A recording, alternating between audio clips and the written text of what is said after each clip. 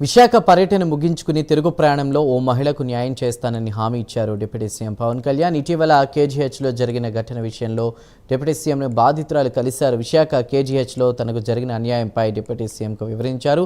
ప్రసవ సమయంలో కేజీహెచ్ వైద్యులు చేసిన నిర్లక్ష్యం కారణంగా తన బిడ్డ మృతి చెందింది అంటూ పవన్ కళ్యాణ్కి బాధితురాలు తెలిపారు. సదరు బాధిత మహిళకు న్యాయం చేయాలని పవన్ కళ్యాణ్ అధికారులను ఆదేశించారు. అనంతరం విశాఖ నుంచి విజయవాడకు బయలుదేరారు డిప్యూటీ సీఎం.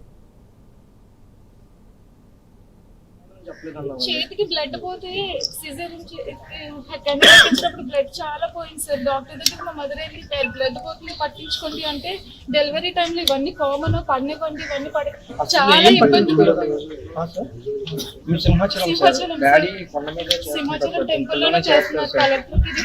కలెక్టర్ ని డైరెక్ట్ గా కలిసాము.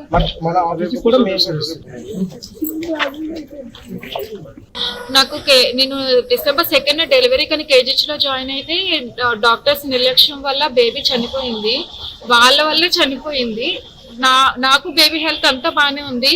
నార్మల్ ట్రై చేస్తూ చేశారు కానీ లాస్ట్ సిజేరియన్ చేశారు. బేబీని చంపేశారు. బేబీ మీద ఒకటి కడుపులో చనిపోయాడని రాశారు కానీ కేస్ షీట్ లోనేమో బ్రతికే ఉందని రాశారు.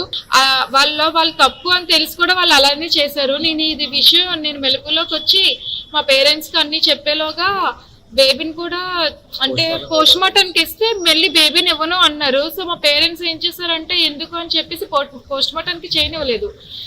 డాక్టర్స్ చెప్పారు పోస్ట్ మార్టం చేస్తే మళ్ళీ బేబీని ఇవ్వము అని. అందువల్ల నేను మెలకులోకి రాకముందే అన్ని జరిగిపోయాయి. ఆ తర్వాత నేను వచ్చి మెలకులోకి వచ్చి చెప్పిన తర్వాత మా వాళ్ళు కంప్లైంట్ రైజ్ చేశారు. మొత్తం అన్నిటికి ప్రెస్ కి అన్నిటికి ఇచ్చాము. కలెక్టర్ గారిని కలిసాము, నాగబాబు గారిని కలిసాము. అయినా ఏం అవ్వలేదు. ఇప్పుడు ఇది పవన్ కళ్యాణ్ గారిని కలిసాము. ఆయన ఖచ్చితంగా